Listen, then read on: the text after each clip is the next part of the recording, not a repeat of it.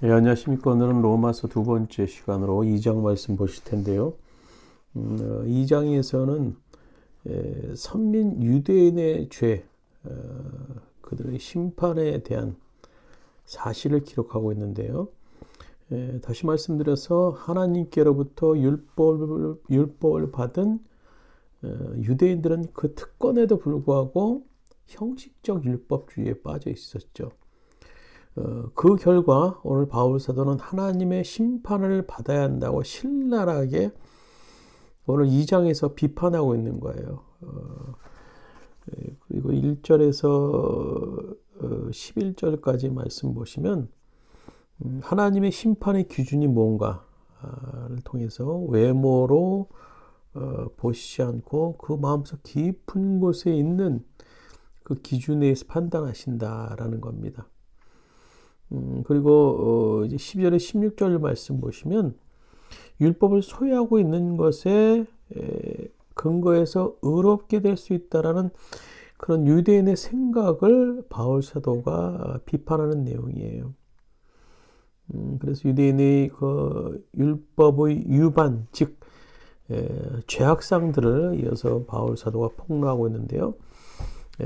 마지막에 그들이 가장 자존심이라고 할 수 있는 할례의 특권마저도 바울 사도는 그들의 형식주의에 대해서 비판하면서 그 특권을 버릴 것을 얘기하고 있습니다. 우리 세번역 성경으로 1절부터 16절까지 말씀 읽어 나가겠습니다. 그러므로 남을 심판하는 사람이여 그대가 누구이든지 죄가 없다고 변명할 수 없습니다. 그대는 남을 심판하는 일로 결국 자기를 정죄하는 셈입니다. 남을 심판하는 그대도 똑같은 일을 하고 있기 때문입니다. 하나님의 심판이 이런 일을 하는 사람들에게 공정하게 내린다는 것을 우리는 압니다. 이런 일을 하는 사람들을 심판하면서 스스로 그런 일을 하는 사람이요. 그대는 하나님의 심판을 피할 수 있을 줄로 생각합니까? 아니면 하나님께서 인자하심을 베푸셔서 그대를 인도하여 회개하게 하신다는 것을 알지 못하고 오히려 하나님의 풍성하신 인자하심과 너그러우심과 오래 참으심을 업신여기는 것입니까? 그대는 완고하여 회개할 마음이 없으니 하나님의 공정한 심판이 나타날 진노의 날에 자기가 받을 진노로 스스로 쌓아 올리고 있는 것입니다. 하나님께서는 각 사람에게 그가 한대로 갚아주실 것입니다. 참으로 선한 일을 하여 영광과 존귀와 불멸할 것을 구하는 사람에게는 영원한 생명을 주시고 이기심에 사로잡혀서 스스로를 진리를 헛스리고 불의를 따르는 사람에게는 진노와 분노를 쏟으실 것입니다. 악한 일을 하는 모든 사람에게는 먼저 유대 사람을 비롯하여 그리스 사람에게 이르기까지 환난과 고통을 주실 것이요 선한 일을 하는 모든 사람에게는 먼저 유대 사람을 비롯하여 그리스 사람에게 이르기까지 영광과 존귀와 평강을 내리실 것입니다. 하나님께서는 사람을 차별함 없이 대하시기 때문입니다. 율법을 모르고 범죄한 사람은 율법과 상관없이 망할 것이요 율법을 알고 범죄한 사람은 율법을 따라 심판을 받을 것입니다. 하나님 앞에서 율법을 듣는 사람이 의로운 사람이 아닙니다. 오직 율법을 실천하는 사람이라야 의롭게 될 것이기 때문입니다. 율법을 가지지 않은 이방 사람이 사람의 본성에 따라서 율법이 명하는 바를 행하면 그들은 율법을 가지고 있지 않아도 자기 자신이 자기에게 율법입니다. 그런 사람은 율법이 요구하는 일이 자기의 마음에 적혀 있음을 드러내 보입니다. 그들의 양심도 이 사실을 증언합니다. 그들의 생각이 서로 고발하기도 하고 변화하기도 합니다. 이런 일은 내가 전하는 복음대로 하나님께서 그리스도를 내세우셔서 사람들이 감추고 있는 비밀들을 심판하실 그날에 드러날 것입니다. 16절까지 우리 읽었고요. 한 예화를 하나 드릴게요. 교회에 다니는 내 친구가 있었어요.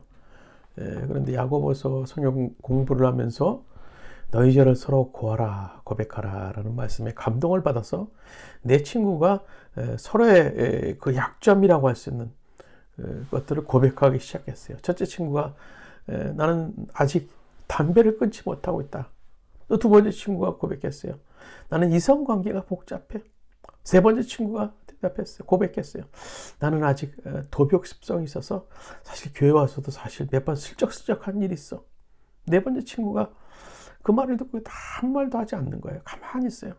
그래서 친구들이 야 너는 왜 말하지 않냐? 너만 착한 척하냐? 어?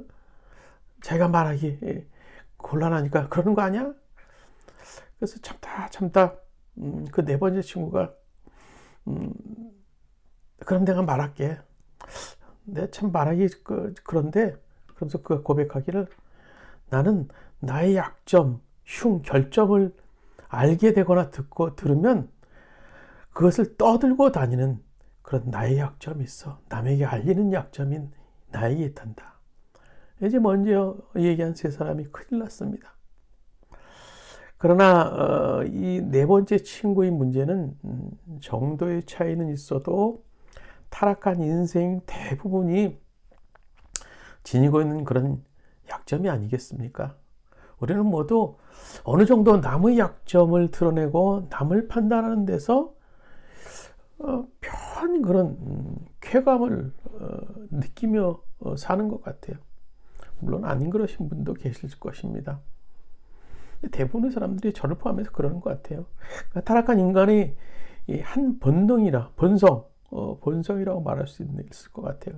그래서 오늘 본문에는 바로 이와 같이 판단하는 죄에 대해서 말씀해 주고 계세요. 다시 말해서 우리가 어떤 사람을 판단할 때 그 사람이 가지고 있는 허물과 약점이나 결점, 그런 어떤 범죄에 대해서 판단할 경우 판단하고 있는 그 사람들의 범죄도 판단의 죄가, 그 판단하는 그 죄가, 그 죄를 판단하는 그 죄가 더 심각할 수 있다라고 바울 사도는 지적하고 있는 거예요. 묘한 사실은 이런 죄를 범하는 사람들은 대부분 어떤 사회적으로 현저한 범법자, 죄수 그런 사람은 아닌 것 같아요. 도덕적으로 또 선하게 보이는 그런 우리 주변의 그런 사람들. 그래서 엄밀하게 말하면 오늘 본문에서 바울 사도가 경고하는 그 말씀을 받아야 될 대상이 오늘 유대인들이라는 거예요. 도덕적으로 종교적으로 자존심이 가고 말씀을 잘 지키고 섬긴다라고 얘기했던 유대인들. 그래서 바울 사도가 그 사실을 지적하고 있는 겁니다. 오늘 하루도 우리가 남을 판단하는 데 있어서 그 판단하는 그 죄가 얼마나 클 수 있는가를 기억하면서 오늘도 주님이 주신 마음으로 승리하는 하루 되시길 바랍니다. 주님 오늘도 우리와 함께하여 주시고 동행하여 주셔서 내 마음속에 움트고 있는 판단의 죄가 솟아나지 않도록 주님께서 다스려 주시고 만져 주시옵소서. 예수님의 이름으로 기도드리옵나이다. 아멘.